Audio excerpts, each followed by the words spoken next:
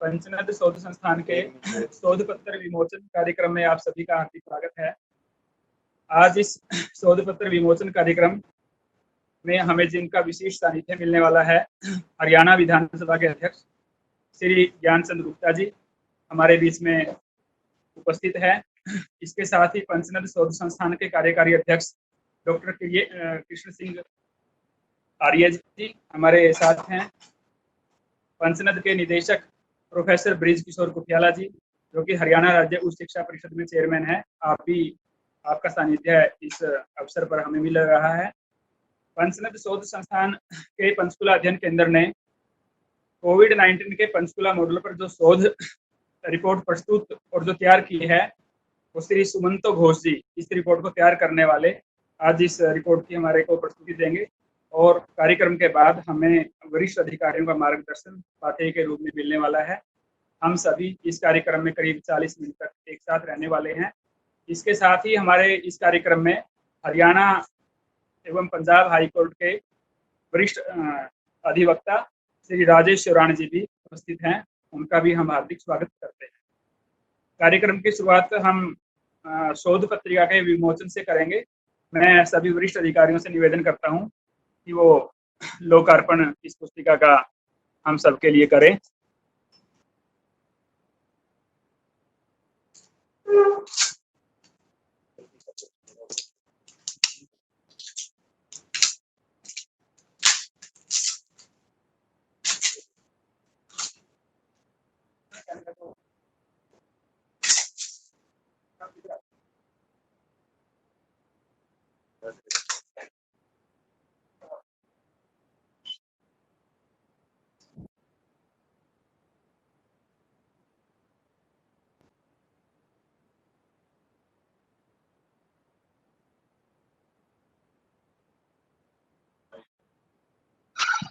सभी वरिष्ठ अधिकारियों का बहुत बहुत हार्दिक धन्यवाद, उन्होंने हमारी शोध पत्रिका का विमोचन किया। अब मैं प्रोफेसर ब्रिज किशोर कुटियाला जी से निवेदन करूंगा कि वो पंचनद शोध संस्थान का संक्षिप्त परिचय हम सबके सम्मुख।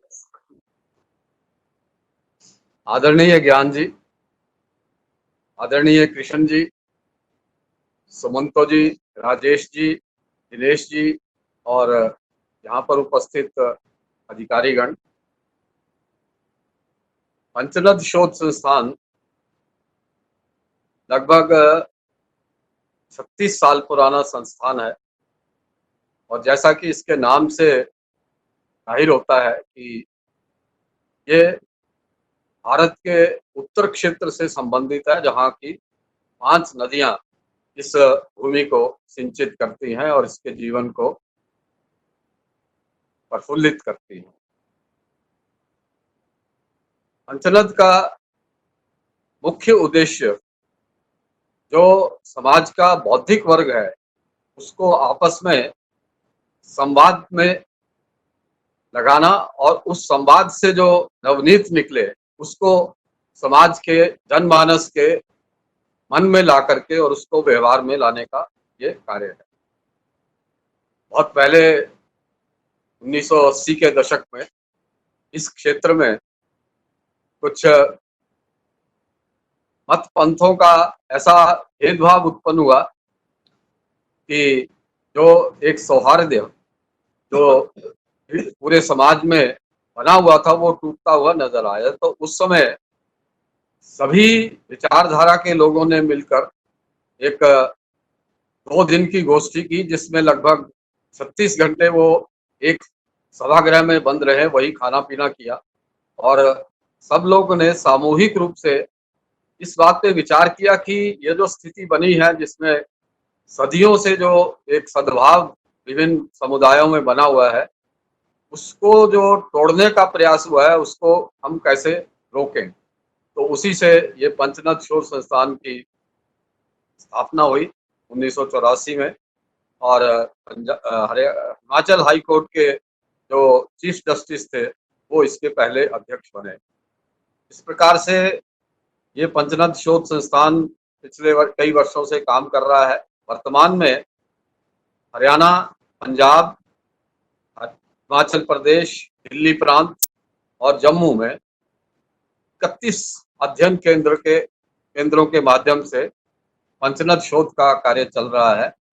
हर केंद्र में कोविड से पहले मासिक एक गोष्ठी होती थी जिसमें किसी सनातन विषय या किसी वर्तमान के विषय पर विमर्श होता था और उस विमर्श में हर प्रकार के विचार के लोगों को की सहभागिता रहती थी और लोग अपना अपना मन बना करके वहां से निकलते थे। और क्योंकि इसमें बौद्धिक वर्ग की अधिक सहभागिता है, इसलिए वो बौद्धिक वर्ग फिर अपने अपने जीवन में जाकर के शेष समाज में उस विचार को प्रतिपादित करता है।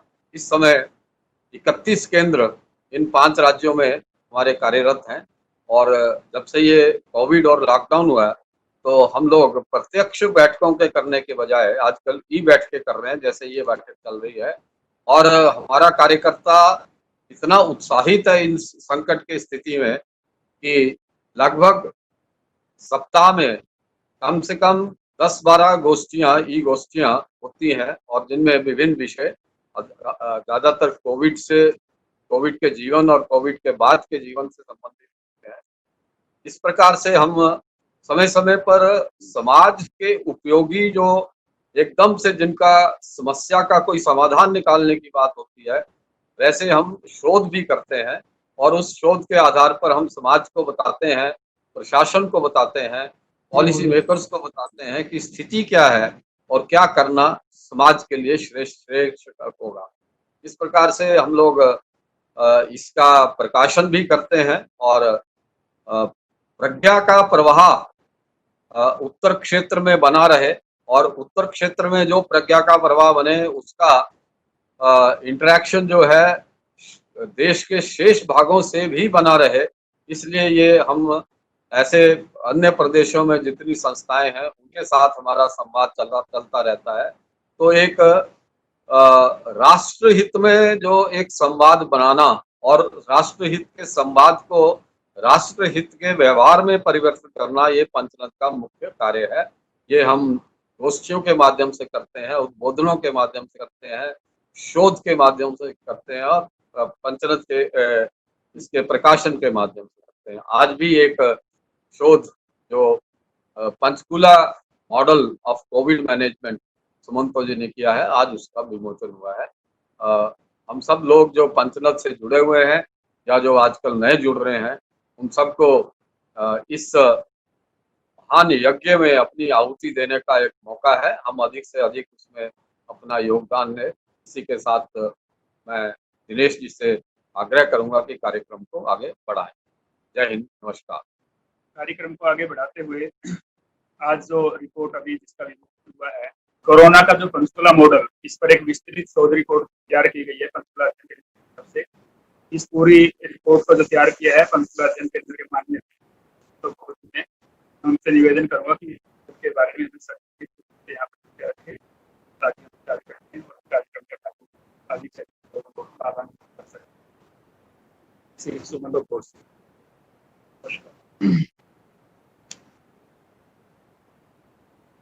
आप सबको आज का दिन में कोविड के बारे में नया कुछ बताना, सब कुछ इसका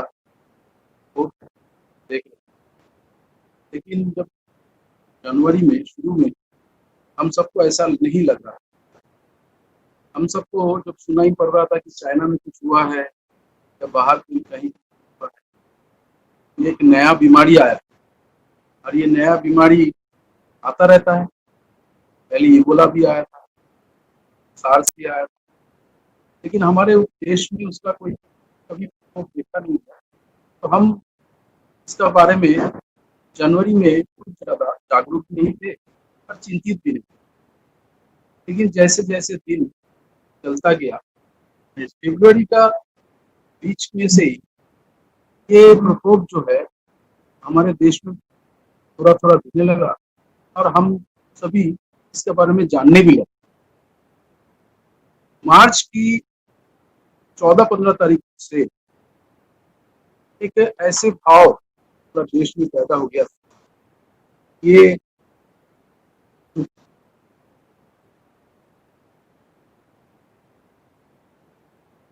एक पैंडेमिक है, हमारे देश में भी आ चुका है और ये हमें अभी इसका तवज्जो लेना, डेली बेसिस हो जाना, इसका चित्र बदलता रहता है।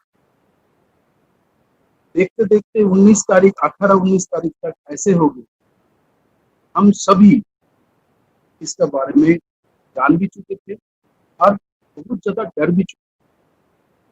माननीय प्रधानमंत्री ने 19 तारीख को पूरा देश को विषय में जागरूक करने, ये जो नया पेंडेमिक पैंडेमिक है, ये कितना भयंकर रूप ले सकता है, क्योंकि इसका कोई चिकित्सा नहीं है। देखते देखते 10-15 दिन का अंदर स्थिति पूरा बदल गई।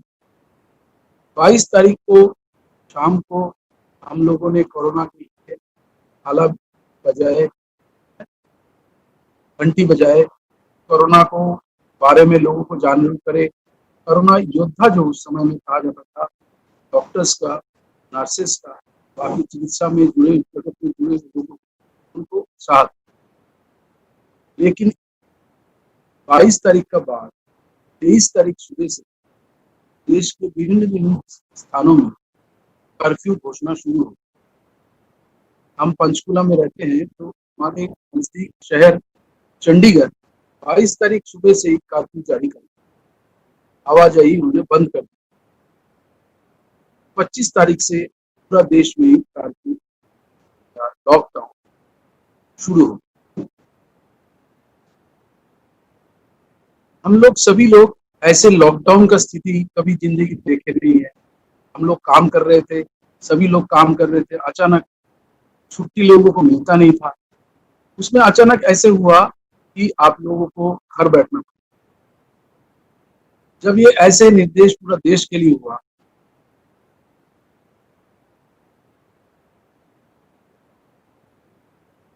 मेंटली एक ट्रॉमा भी हुआ। जो लोग दिन भर काम करते हैं, उनको अचानक कह दिया जाए कि वो घर बैठे, तो वो आसानी से उसको मानने के लिए तैयार नहीं। ये लॉकडाउन 1 था। जब लॉकडाउन 1 शुरू हुआ, पहले 5-7 दिनों हम सबको आश्चर्य लगा, घर में कैसे बैठेंगे, कैसे घर में बैठने से चलेगा, कामकाज का क्या होगा, ऐसे शुरुआत में हम सब सोचे। लेकिन देखते देखते ये लॉकडाउन भी हमने आहिस्ता आहिस्ता उसको सहने भी लगा कि लॉकडाउन क्या हो। उस समय में वैसे ही शुरू से खबर पढ़ना मेरा एक अलग से विषय था कि सुबह उठ के सबसे पहले अखबार पढ़ना। 5-7 दिन बाद मुझे लगा कि ये जो इंग्लिश अखबार मैं पढ़ता हूँ, उससे मुझे लोकल का खबर पता नहीं। तो मैंने हिंदी पेपर दैनिक भास्कर को सब्सक्राइब किया और सब्सक्राइब करने के बाद मैंने इंग्लिश पेपर और हिंदी पेपर दोनों को पढ़ने लगा और देखते गया कि दुनिया कैसे बदल रहा है। मेरा मन में इच्छा हुई, मैं ये पंचकुला में मैं पिछले 20 साल से रह रहा हूँ, तो यहाँ के लोग इस विषय में कैसे ले रहे हैं, इसमें कैसे रिएक्ट कर रहे हैं, यहाँ के एडमिनिस्ट्रेशन क्या कर रहा है, पुलिस डिपार्टमेंट क्या कर रहा है, यहाँ पे जो गवर्नमेंट हॉस्पिटल है वो इसको कैसे ले रहा है। ये सभी दृष्टिकोण को मद्देनजर रखते हुए डाटा कलेक्ट और लोगों से बात कर, मैं इस चीज को यूं ही घर बैठे करता गया। मेरा मन में तब ऐसा कुछ नहीं था कि आगे इस डाटा का मैं क्या करूँगा, लेकिन मैं करता गया, लोगों से बात करता गया। लेकिन कुछ चीजें इतना अच्छा आया मन में, मैं जब इसको क्लोजली देखा तो मुझे लगा कि नहीं, ऐसी चीजों को डॉक्यूमेंटेशन नहीं चाहिए। मैं छोटा सा एक चीज कहूँगा, इसमें बहुत सारे डाटा दिया हुआ है, इस संक्षिप्त समय में मैं कह नहीं सकता। एडमिनिस्ट्रेशन में एक इंसिडेंट कमांडर अपॉइंट किया, इंसिडेंट कमांडर का को बांट दिया था जोन में, 14 जोन, और हर एक जोन में इनके फोन नंबर्स लोगों के पास थे, व्हाट्सएप नंबर्स लोगों के पास थे, जिनका जब जैसे जरूरत हुआ उन्होंने इंसिडेंट कमांडर को फोन किया, उन्होंने इसको रिस्पॉन्ड किया। वहां पे लोगों ने उसका उनका जो जरूरत था उसको उन्होंने सॉल्व किया। इंसिडेंट कमांडर का जो एक नया कॉन्सेप्ट जो पूरा हरियाणा में चालू था, इंसिडेंट कमांडर का मैं सबसे ज्यादा एज एन एडमिनिस्ट्रेटर रूप में कहूँगा, वो एक प्रयोग था, वो बहुत ही अच्छा सफल हुआ। देश में विभिन्न राज्य से खबर भी आ रहा था कोविड फाइट के बारे में, लेकिन किसी पेपर में या किसी से बात करने से ऐसे गवर्नमेंट एट डोर स्टेप मुझे पता नहीं चला। मुझे वैसे पता नहीं कि कहीं किसी राज्यों में ऐसे हुआ भी होगा, लेकिन हरियाणा में ये बहुत अच्छा सफल हुआ। और पंचकुला में खास तौर पे ये इंसिडेंट कमांडर को ज्यादा क्रेडिट दूंगा। आज जो पंचकुला का स्टैटिस्टिक्स है, 1 जून तक का स्टैटिस्टिक्स शोध पत्र में है, उस दिन हमारे पंचकुला में सिर्फ एक कोविड अफेक्टेड आदमी थे, और 49 में से आउट ऑफ 48 सब ठीक हो गए थे, सब घर चले गए। और जब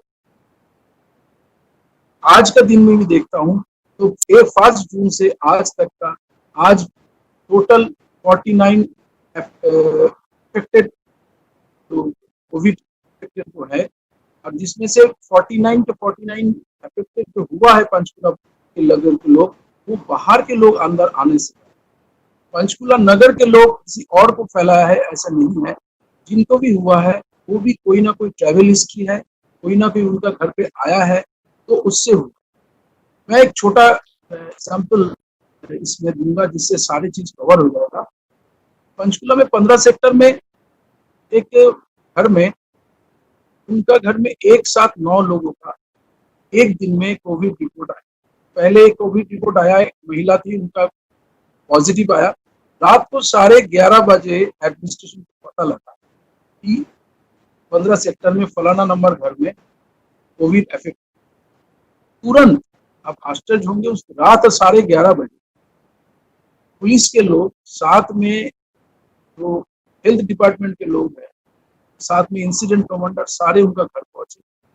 उनके घर में 12 लोग थे, 12 के 12 लोगों को मैं तुरंत वहां से लेके हॉस्पिटल लेके गया, आइसोलेशन वार्ड में रखा गया। पूरा जो 15 सेक्टर है वो एक गेटेड कम्युनिटी है। सुबह जब लोग जागे तो देखा सारे बंद। आप लोग आश्चर्य होंगे, वहां पे कई रहने वालों से मेरा उस दौरान बात हुई। इस दिन सुबह ये पता चला था, क्योंकि मैं उसका पास ही रहता हूँ, तो मैंने उनसे बात किया है। उन लोग सभी ये कह रहे थे बहुत अच्छा हुआ कि ये बंद कर दिया गया है, नहीं तो पता नहीं उन घर के लोगों का साथ हमारा अगर संबंध था, पता नहीं किस किस को कैसे फैलता। क्योंकि लोग दूध लेने जाते हैं, सब्जी लेने जाते हैं, कुछ ना कुछ काम के लिए एक आध दो घर से निकलती हैं, और एक दूसरे से कहीं ना कहीं का टच होने का भी चांस रहता है। तो इस समय में उन्होंने बंद कर, पहले 3 दिन 15 सेक्टर में कोई सब्जी वाला भी नहीं था।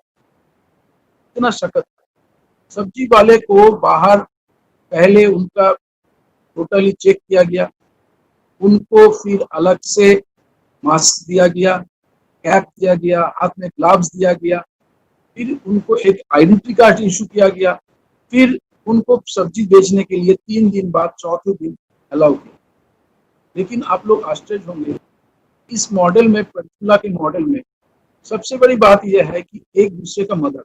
जैसे वहाँ के लोग 3 दिन सब्जी नहीं आए, दूध नहीं आए, फ्रस्ट्रेशन नहीं, उन्होंने कोई लड़ाई नहीं की, कहीं पत्थरबाजी नहीं हुई, सभी वेट किए कि ये 2-3 बाद ठीक हो जाएंगे, और एडमिनिस्ट्रेशन जो किया है वो अच्छा ही। इसका कारण उस सेक्टर में उस घर में 12 लोगों में से 9 लोग पॉजिटिव निकले थे, 10वां लोग कोई नहीं, वो बिल्कुल पहले नहीं। ये एक टोटल एडमिनिस्ट्रेटिव साथ में लोगों का एक तो अच्छा काम है। एक और छोटा सा एंगल मैं रखूंगा, समय बहुत कम है, कि जो जब ये लॉकडाउन हुआ, सारा देश में एक चीज बहुत फैला कि जो कामगार है, प्रवासी कामगार है, उन लोगों को किसी को खाना नहीं मिल रहा है, किसी को किराएदार होने का कारण उसको मकान मालिक भगा दे रहे हैं, वो सड़क पे चलने को मिल पर मजबूर हो रहे हैं। ऐसे कई कहानी हमने देखी। पंचकुला शहर में ऐसे बिल्कुल नहीं। आप लोगों को जान के खुशी होगी कि शुरू में ही जब ये लॉकडाउन हुआ था, एडमिनिस्ट्रेशन ने घर घर जाके एक आदमशुमारी टाइप का से डाटा इकट्ठा किया, जिसमें आशा वर्कर भी इन्वॉल्व थे, नीचे तक के कई स्थायी भी हुए। तो उस डाटा को सरकार ने बहुत ही अच्छा तरीके से, सुनियोजित तरीके से उसको इस्तेमाल किया।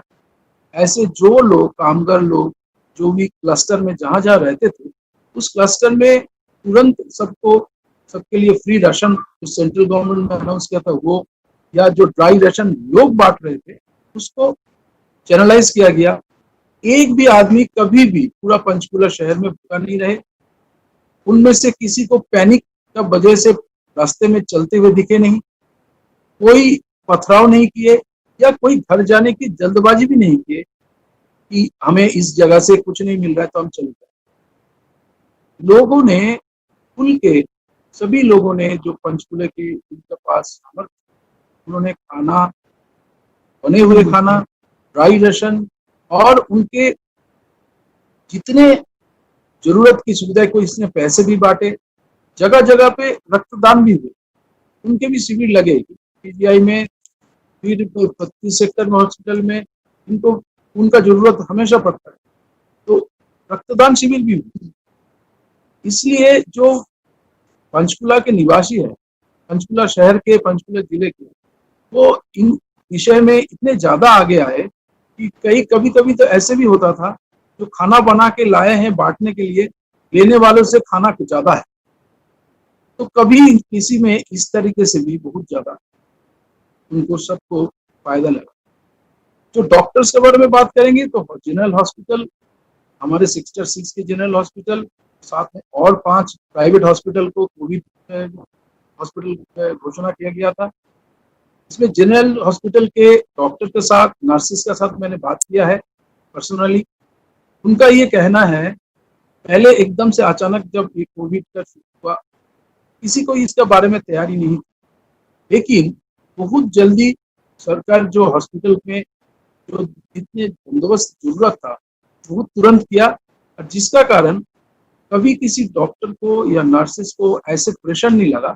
उनका ये कहना तो था कि उनका ड्यूटी जो है पहले से ज्यादा करना पड़ रहा है, क्योंकि कुछ लोग जो दूर से थे वो आ नहीं पाए ड्यूटी पे, जो नजदीक थे उनको कई लोग तो हॉस्पिटल में ही रह गए। लेकिन ऐसे अव्यवस्था नहीं दिखी। सभी जो हुआ एक सिस्टमेटिक तरीके से हुआ। जब भी कोई ऐसे पॉजिटिव केसेस मिला, पहले जनरल हॉस्पिटल में टेस्ट भी नहीं होते थे, टेस्ट का फैसिलिटी हमारे देश में बहुत कम जगह पे था। यहाँ पे ट्राई सिटी में सिर्फ चंडीगढ़ में था, लेकिन वो हमारे पंचकुला में बाद में जनरल हॉस्पिटल में टेस्ट भी होने लगे।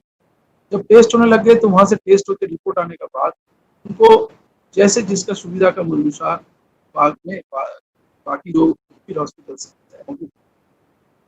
मैं इस बात में रिपोर्ट का एक लास्ट में आके थोड़ा सा बोल के करूँगा, आप लोग पढ़ना इसको, कोई क्वेश्चन होगा तो वो मेरे को पूछना।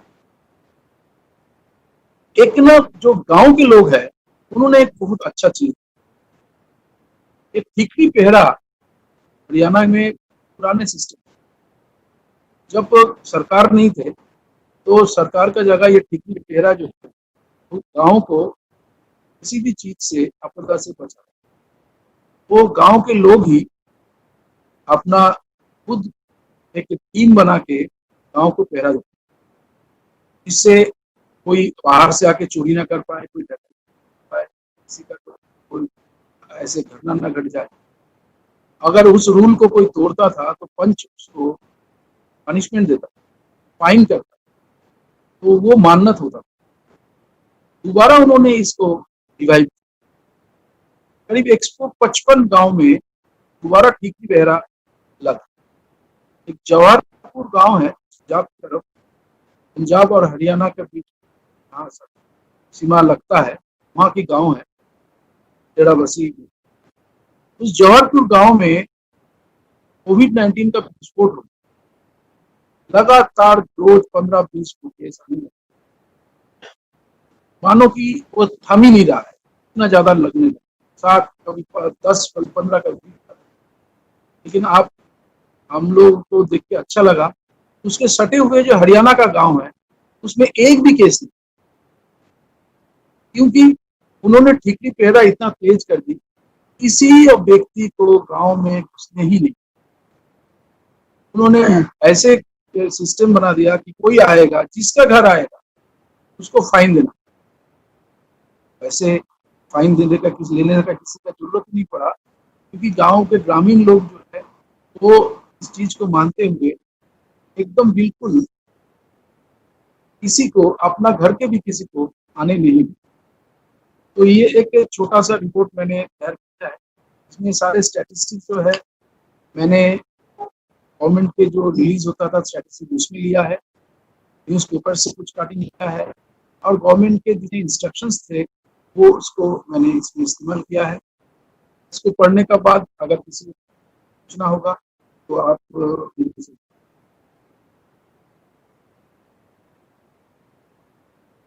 बहुत धन्यवाद सुमंतो जी, आपने बहुत सुंदर और बड़ी प्रभावी रिपोर्ट तैयार की, तो उसका हुआ। पंचमत शोध संस्थान 1984 से लगातार इस प्रकार के शोध कर रहा है, और शोध की एक गाथा में एक और आपने संदो दिया, इसके लिए आपका बहुत धन्यवाद।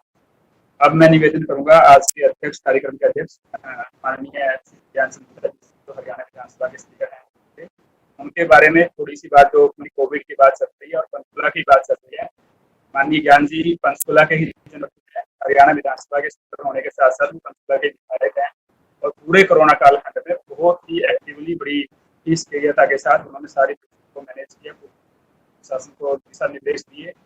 उनमें और हमारे पंचमत शोध संस्थान के जो निदेशक है माननीय प्रोफेसर विद्याला जी, दोनों में एक बात भी समान रूप कि कोविड कालखंड में दोनों ने सामान्य दिनों से ज्यादा काम किया, और बहुत ही सक्रियता के साथ अपने अधीनस्थ कार्यकर्ताओं का, अपने अधीनस्थ अधिकारियों का निरंतर, मतलब माननीय विद्याला जी अपने 4 गोष्ठियों के माध्यम से और माननीय स्पीकर साहब निरंतर बैठकों के माध्यम से निरंतर अपने प्रशासनिक अधिकारियों को दिशा निर्देश देते रहे। तो दोनों ने कोविड के दौरान अथक मेहनत की है, अथक परिश्रम किया है। तो मैं माननीय विधानसभा अध्यक्ष जी श्री ज्ञान संत गुप्ता जी से निवेदन करूंगा कि वो हमारा आज इस कार्यक्रम के मौके पर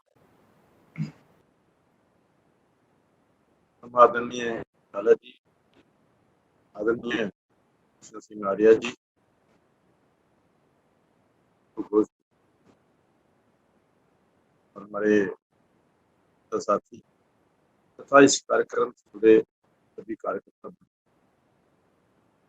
सर्वप्रथम तो मैं पंचमत शोध संस्थान को, विशेष तौर पर उसकी पंचकुला इकाई को बहुत बहुत बधाई देता हूँ, मुबारकबाद देता हूँ कि उन्होंने इस कोरोना काल के अंदर जो से एक जो शोध पत्र जारी किया, उसमें विशेष तौर पर पंचकुला के अंदर किस प्रकार से इस कोविड काल के अंदर किस प्रकार से व्यवस्थाएं की गई, इस प्रकार से जन जागरण किया गया, जनता को जागरूक किया गया, और समय समय पर जो सरकार की तरफ से जो आदेश आए उन आदेशों को लागू करने के अंदर प्रशासन की सहायता से, आम नागरिकों की सहायता से, और जो स्वयंसेवी संस्थाएं हैं, हमारे जो कोरोना वॉरियर्स, उनके सहयोग से इस कोरोना को काबू में रखने के लिए समय समय पर बैठकें भी हुई। लोगों की दिनचर्या और दिनचर्या के साथ साथ गरीब लोग, मजदूर लोग, जो प्रवासी लोग, जो दिहाड़ीदार मजदूर लोग, जो इस कोविड काल के अंदर मजदूरी नहीं कर पाते और घरों के अंदर बंद थे, उन लोगों की विशेष तौर पर जो कोरोना वॉरियर्स ने सहायता की, जो सामाजिक संगठनों ने सहायता की, उसके ऊपर एक शोध पत्र आदरणीय तैयार किया, मैं बधाई भी देता हूँ। और इस कोरोना काल के अंदर जिस प्रकार से हमारे देश के यशस्वी प्रधानमंत्री, उनकी जो सोच कि उसको समय रहते यहाँ पर, चाहे वो जनता कर्फ्यू, चाहे वो लॉकडाउन की प्रक्रिया थी, 4 लॉकडाउन हुए, और जिस प्रकार से लॉकडाउन के अंदर लोगों को प्रेरित किया, चाहे वो दीप जला करके, चाहे वो थालियां या घंटियां बजा करके लोगों को जागरूक किया। उनका मकसद एक ही था कि पूरे देश को एक सूत्र में बांधकर हम सब मिलकर के इस कोरोना वायरस के खिलाफ लड़े, और उसके अंदर आज खुशी के हम सफल भी हुए। बहुत जो प्रयास दूसरे देशों ने किए, लेकिन उनके बावजूद देशों के अंदर तो इस कोरोना के ऊपर जो कोरोना संक्रमण था, इसके ऊपर वो काबू नहीं कर पाए। लेकिन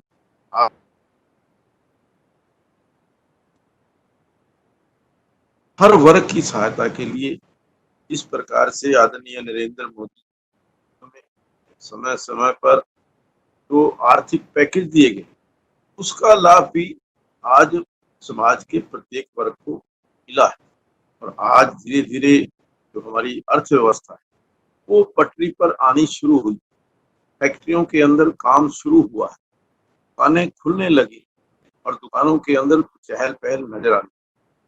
लेकिन मैं समझता हूँ कि आज भी हमें बहुत ज्यादा सचेत रहने की आवश्यकता है। जो आदरणीय नरेंद्र मोदी जी ने कहा कि 2 गज की दूरी यानी 6 फुट का डिस्टेंस जो है वो बना रहे, उसको लेकर के हम सब लोगों का ये कर्तव्य है कि उस आदरणीय नरेंद्र मोदी जी दिशा निर्देश को हम सब लोग पालन करें। हम अपने 6 फुट की दूरी बनाए रखें। सोशल डिस्टेंसिंग इस कोरोना का मुकाबला करने के लिए ही विशेष तौर पर एक ही उपाय है, वो है सोशल डिस्टेंसिंग।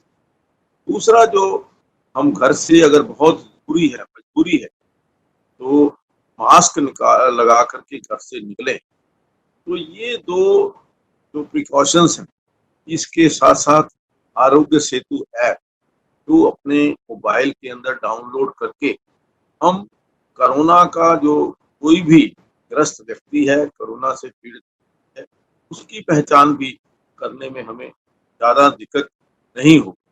तो इस तरीके से आज आवश्यकता है कि हम ये ना सोचें कि आज कोरोना खत्म होगा। कोरोना का प्रकोप कहीं पहले से भी ज्यादा नजर आ रहा है, लेकिन इसको रोकने के लिए सबसे ज्यादा जरूरी है सोशल डिस्टेंसिंग और मास्क लेकर के घर से बाहर करना। क्योंकि अभी कोई दवाई का हमें विकसित नहीं हुई है, एक दवाई जो है वो कोई तैयार नहीं हुई। मैं समझता हूँ कि इसका एकमात्र उपाय हम अपनी सोशल डिस्टेंसिंग बनाए रखें और हर रोज दैनिक कार्य जो हैं उनको अच्छे ढंग से करते हुए देश की अर्थव्यवस्था को पटरी पर लाने के लिए अपना सहयोग दें। और मैं एक बार फिर तो हमारी पंचनद शोध संस्थान समझता हूँ कि मैं भी इस संस्था के संपर्क में जब से पंचनद शोध संस्थान की स्थापना हुई, आदरणीय श्याम खोसला जी तो इसके संस्थापक सदस्यों में थे। श्री हमारे राधे श्याम शर्मा जी जो दैनिक के थे, वो इसके संस्थापक सदस्यों में थे। मेरा उनसे बहुत संबंध भी रहा। मैंने कई गोष्ठियां जो पंचनद शोध संस्थान की मासिक गोष्ठियां वो भी अटेंड की हैं। मैं समझता हूँ कि पंचनद शोध संस्थान देश की अलग अलग समस्याओं के ऊपर तो गोष्ठियां करके लोगों को जागरूक करने का कार्य कर रहा है और शोध करने का कार्य कर रहा है।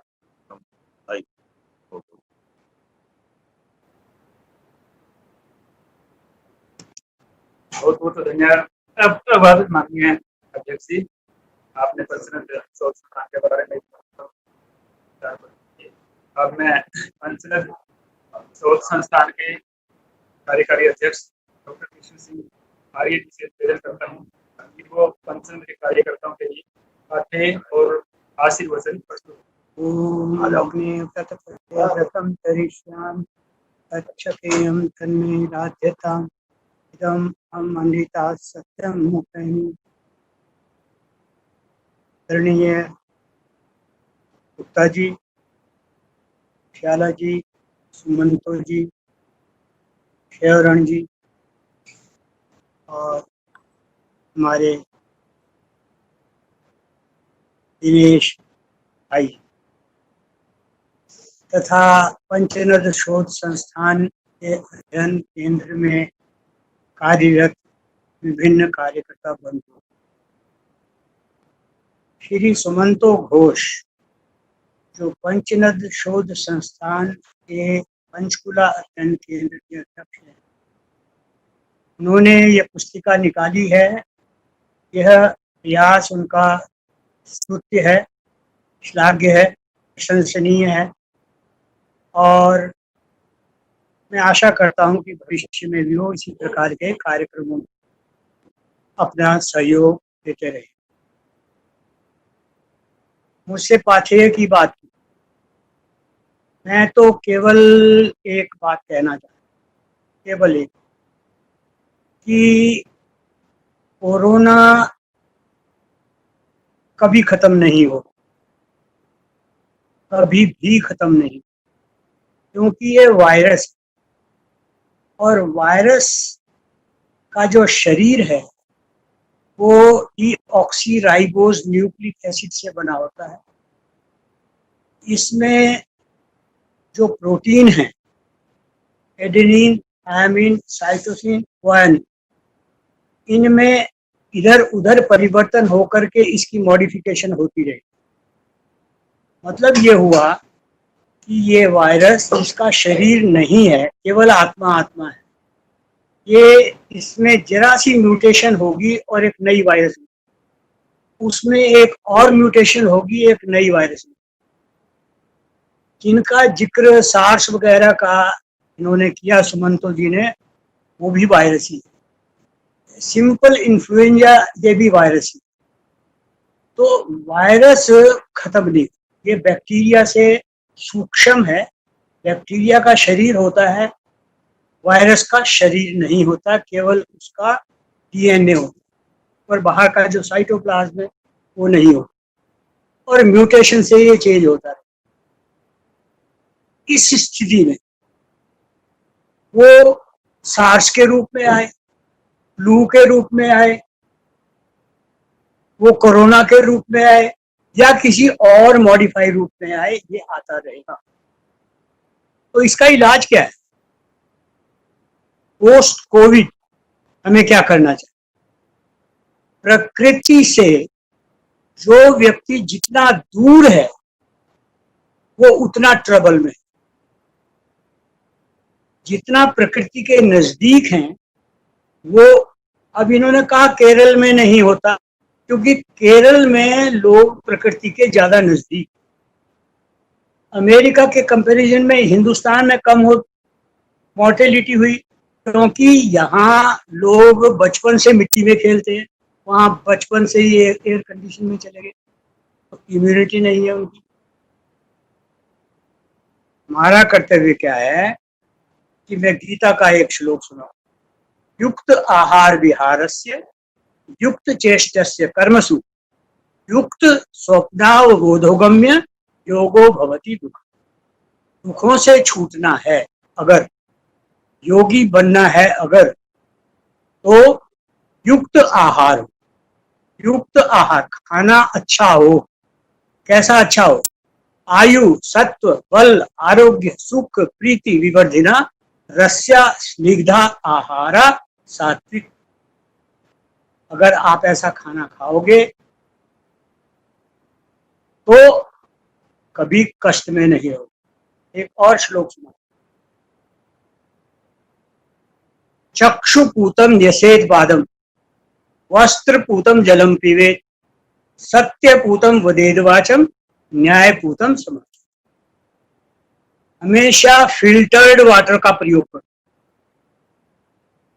रिवर्स ऑस्मोसिस का फिल्टर नहीं।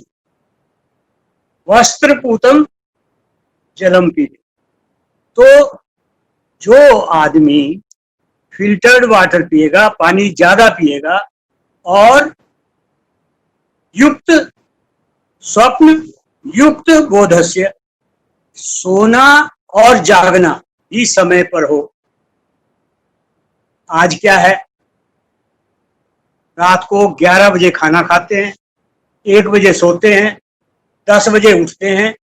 आप जो हमारी बॉडी के अंदर एक सर्केडियम रिदम, एक बायोलॉजिकल क्लॉक फिट है, जो बायोलॉजिकल क्लॉक परमात्मा ने फिट की है, जो एक एक सेकंड को ऑब्जर्व करती है, एक एक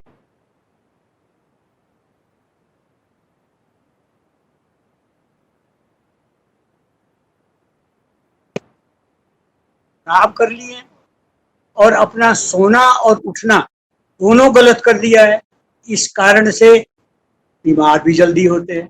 अगर आप सोना और उठना, जागना भी बराबर कर लो इस गीता के श्लोक के आधार पर, तो आप निश्चित निरोग होगे, स्वस्थ रहोगे, आगे बढ़ोगे और बीमारियों को दूर रखोगे। हमारे यहाँ खाना पीना, अरे भाई, जितनी चीजें हमारे खाने में, भारतीय भोजन में है, उतनी तो कहीं भी नहीं है। और अब वो हल्दी का दूध मैं वर्षों से पीता हूँ, जिसको गोल्डन मिल्क कहते हैं। आप अदरक का प्रयोग करो, हल्दी का प्रयोग करो, अजवाइन का प्रयोग करो, काली मिर्च का प्रयोग करो, लौंग का प्रयोग करो, इन चीजों का प्रयोग करो, और गिलोय का प्रयोग करो, और नक्शा का प्रयोग करो, फूल की चाय पियो। हमारे हिंदुस्तान में एक और बीमारी, एक आदमी जिसने अपना इतना यश कमाया, इतना यश कमाया कि सारी दुनिया उसको आदर से नाम लेती, स्वामी रामदेव। वो भी एक साधारण व्यक्ति की तरह से बन गए कि मैंने कोरोना की दवाई दी। मोस्ट अनसाइंटिफिक बात, most unscientific, nobody, no scientist can endorse it. ये कहते हैं आप कि हमने जिसकी परमिशन ली थी किस चीज की, कि मैं इम्यूनिटी बूस्टिंग दवाई बना। अगर आप कहते हैं कि मेरी ये दवाई, इसको खाओ, इम्यूनिटी बूस्ट होगी, तो हर आदमी उसको वेलकम करे। लेकिन आपने बढ़ चढ़ करके स्टेटमेंट जो अनसाइंटिफिक, तो मुझे सिर्फ इन्होंने कहा पोस्ट कोविड बात करो, यही कहनी है। जो बात करो वो अपने शास्त्रों के मुताबिक करो। ध्यान रखना, हमारे शास्त्रों में कोई भी चीज ऐसी नहीं है जो अनसाइंटिफिक हो, जो अनसाइंटिफिक हो। चरक, सुश्रुत, निघंटु, भावप्रकाश, जितने ये आयुर्वेद के ग्रंथ हैं, इन सब में ऐसे लाखों नुस्खे दिए हुए हैं जो जीवन को सुखी और संपन्न बनाने के लिए हमारा पथ प्रशस्त करते हैं। इसलिए उसको फॉलो करो, प्रकृति को फॉलो करो, भारत को फॉलो करो, भारतीय संस्कृति को फॉलो करें। अरे हम तो पहले ही कहते थे नमस्ते करो, आपने लगा दिया हाथ मिलाओ, हाथ मिलाओ तो अब कह दिया हाथ हटाओ, हाथ मत मिलाओ। हम सदियों से ये लगाते हैं मुंह के, नाक के ऊपर। आपने देखा जैन मुनियों के नाक मुंह के ऊपर लगा होता है, सदियों से लगाते हैं। 1800 में जब वायरल आया था तब भी लगाया था, 19वीं शताब्दी में जब आया था तब भी लगाया था, और आज भी लगा रहे हैं। और हम कह रहे हैं लगाओ, और जो फॉलो करते हैं, फॉलो कौन करते हैं? बुजुर्ग फॉलो करते हैं। बुजुर्ग मरना नहीं चाहते, हर आदमी चाहता है मैं 5 साल 2 साल जितना जी सकूं और जी। तो सबसे ज्यादा रूल को कौन फॉलो करता है? बुजुर्ग। और सबसे कम कौन फॉलो करते हैं? यंगस्टर्स। आपने पंचकूला बनाया और यंगस्टर्स को तो कह दिया बाहर निकल जाओ, और 60 साल के ऊपर वालों को कहा तुमने घर के अंदर ही रहना। जो रूल फॉलो करते हैं उनको तो हमने कमरे में बंद कर दिया, और जो रूल फॉलो नहीं करते उनको हमने कहा बाहर। इस पर भी विचार करना है। और रूल फॉलो करोगे तो प्रकृति के नजदीक रहोगे, स्वस्थ रहोगे, निरोग रहोगे, और कोरोना मुक्त रहोगे। धन्यवाद। आर्य जी, आपने बहुत ही सुंदर शब्दों में हमें आशीर्वाद दिया, बातें दिया। हम सब इसको अनुसरण करेंगे आपके आशीर्वाद से। संसद के सभी कार्यकर्ताओं से मेरा सभी शब्दों का आत्मसात करें। और कार्यक्रम में समाप्ति की ओर बढ़ते हुए मैं श्री राजेश चौरानी जी से निवेदन करता हूं कि आज हमारे साथ जो ऑनलाइन कार्यकर्ता जुड़े और सबका आभार करें। श्री राजेश चौरानी जी हमारे पंजाब एवं हरियाणा हाईकोर्ट में अधिवक्ता हैं। आप इससे पहले वरिष्ठ महाअधिवक्ता बिहार सरकार में। धन्यवाद। पंचनद शोध संस्थान आज के कार्यक्रम के अध्यक्ष माननीय ज्ञानचंद त्रिपाठी अध्यक्ष पटना विधानसभा का धन्यवाद करते हैं कि कार्यक्रम के बावजूद भी आज का समय देके इस कार्यक्रम की अध्यक्षता की, और माननीय सुमंत घोष जी जिनकी अथक मेहनत के बाद एक इतनी अच्छी एक रिसर्च करके उन्होंने एक बुक निकाली, इनका भी बहुत बहुत धन्यवाद। पंचनद शोध संस्थान के अध्यक्ष डॉक्टर आर्य जी, प्रोफेसर काला जी, दिनेश जी और सभी बंधुओं का बहुत बहुत धन्यवाद इस तरीके और विभिन्न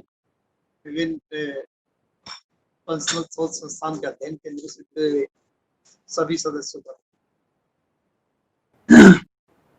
कार्यक्रम की समाप्ति के लिए जैसे कि हमारी परंपरा है, जिम्मेदारी कल्याण मंत्र के साथ हम इस कार्यक्रम का समापन करेंगे। सर्वे भवन्तु सुखिनः, सर्वे सन्तु निरामयाः, सर्वे भद्राणि पश्यन्तु मा कश्चित् ओम शांति शांति शांति।